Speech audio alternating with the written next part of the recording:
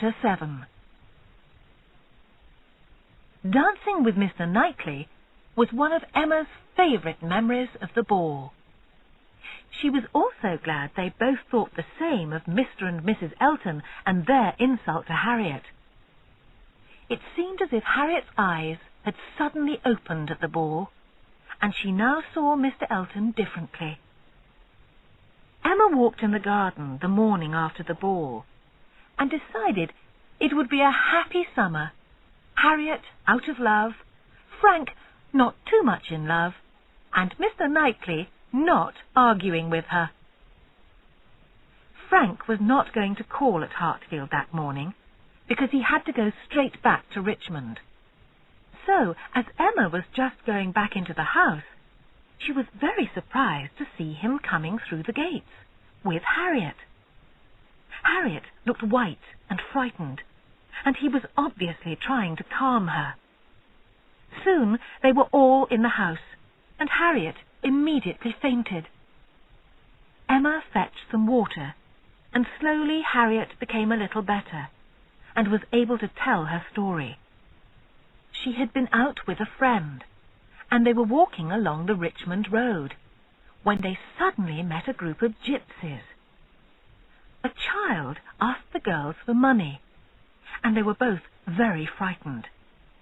Harriet's friend ran away, but before Harriet could follow her, more gypsy children arrived, and were all round her.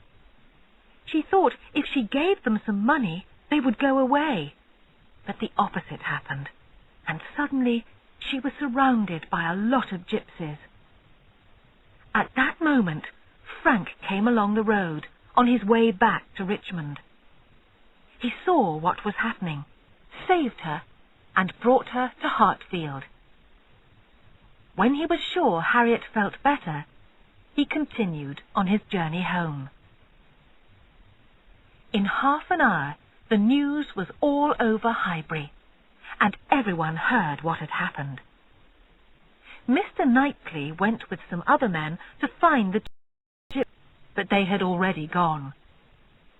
The story soon became unimportant, but Emma remembered how worried Frank had been about Harriet, and how she had held onto his arm. She began to have stronger hopes for them both. About a fortnight later, Emma and Harriet were talking together, and Emma said something about people getting married. To her surprise, Harriet replied, "I shall never marry." "I hope this is nothing to do with Mr. Elton," replied Emma, and Harriet denied it at once.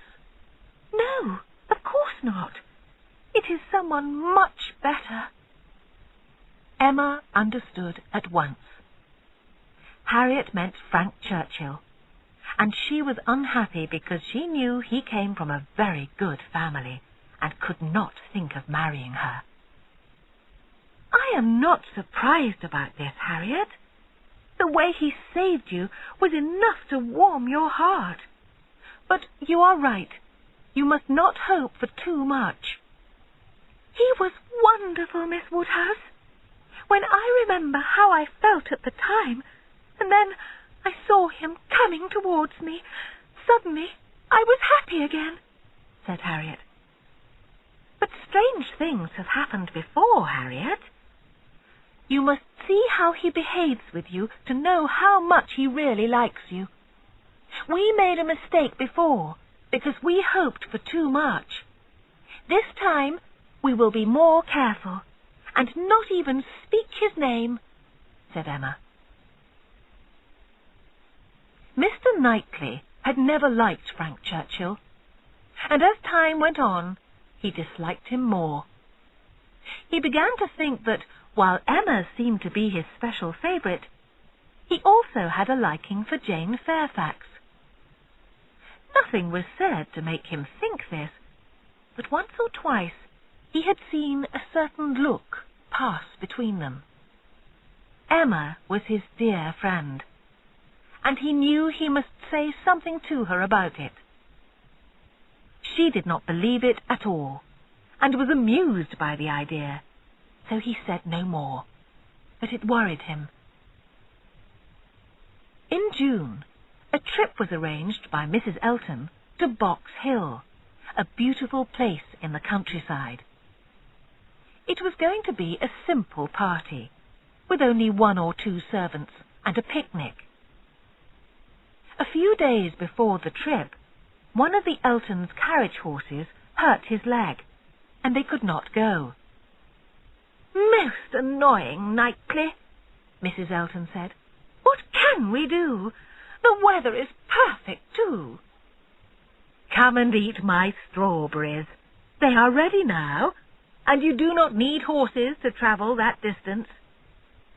He meant it as a joke, but Mrs. Elton thought it was a delightful idea. "Excellent," she said. "I will arrange food and guests. Just name the day." Mr. Knightley certainly did not want her to arrange anything, and said he could do it himself. "Very well. I shall bring Jane and her aunt, and you can ask the other guests. We will walk around your gardens, pick strawberries, and sit under trees, just like a gypsy party. It will be very pleasant." As Emma walked in Mr. Knightley's gardens on the day of the party, she saw him and Harriet standing together away from the others. She was a little surprised, but pleased to find them in conversation. She joined them, and they walked together for a time. Mr. Weston had invited Frank, but by lunchtime he still had not arrived, and Mrs. Weston began to be worried about him. They all had lunch in the house, and then afterwards went into the garden again. Still there was no sign of Frank. Emma stayed in the drawing room with Mr. Woodhouse for a time, because it was too hot for him to be outdoors. She was just walking through the hall when Jane Fairfax suddenly came in through the door. She looked as if she wanted to escape from something, and she was surprised to see Emma. "Will you be so kind," she said, "when they ask about me, to say I have gone home? My aunt does not realize how long we have been here, and I think I should go back to see my grandmother now." It was a long walk to Highbury, and Emma wanted to order her carriage, but Jane did not want this. "I would like to walk," she said as she left. Not long after, Frank arrived. His aunt had been ill again, he said. He was quite annoyed because he had not been at the party, and Jane had already gone home. The Eltons' horse was better, and they had already decided to make their trip to Box Hill the next day. "You must come with us," Emma said to Frank, who was still a little angry. At first, he said he did not want to ride from Richmond again the next day, but then changed his mind and said to her, "If you wish me to join the party, I will." It was a wonderful sunny day for the trip to Box Hill, and it should have been a happy party, but it was not. They separated too much into groups. The Eltons walked together. Mr. Knightley went with Miss Bates and Jane, and Frank looked after Emma and Harriet. Mr. Weston tried all day to make them come together, but he could not. Emma was bored. She had never seen Frank Churchill so silent and stupid. He said very little, and did not seem to listen to anything she said. And Harriet was quiet because he was quiet. When they all sat down together for their picnic lunch, it was better. Frank became much happier and more amusing, and Emma thought he was trying very hard to win her heart. They talked and laughed together, although the rest of the group did not join in. "We are the only people speaking," she whispered to him. "It is silly for us to entertain 7 silent people." "What can we do to make them talk?" whispered Frank. Then he had an idea. "Ladies and gentlemen, I am ordered by Miss Woodhouse to say that you must each say something to entertain her. You can say one very clever thing, two quite clever things, or three very boring things, and she promises to laugh at them all." "Oh, well," said Miss Bates, "then I need not worry. I shall be sure to say three very boring things as soon as I open my mouth." Emma could not stop herself. "But there may be a difficulty. You can only say three things, no more." Miss Bates did not immediately understand. But when she did, she looked very hurt and embarrassed. The others were all silent. "Ah, yes, I see what she means. I will try not to say more than three," she said quietly. Mr. and Mrs. Elton stood up and said they did not like games like that, and they were going for a walk. And soon Mr. Knightley, Jane, and her aunt followed them. Frank became louder and more annoying until he began to give Emma a headache. When the servants came to say the carriages were ready, she was quite pleased. As Emma was waiting for her carriage, Mr. Knightley joined her. He looked around to see if they were alone, then said, "Emma, I must speak to you. How could you be so cruel to Miss Bates?" Emma remembered and was sorry, but tried to laugh about it.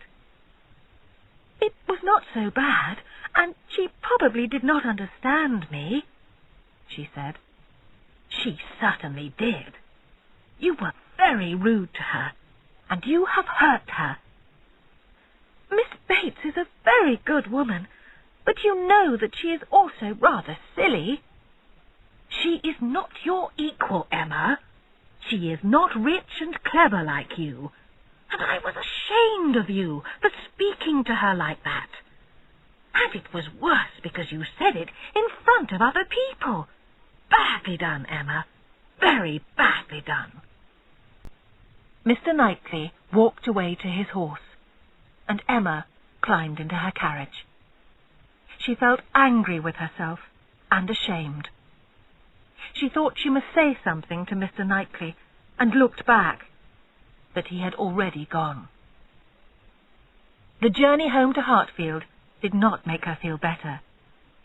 Harriet was tired and silent, and as Emma remembered what she had said to Miss Bates, tears ran down her face.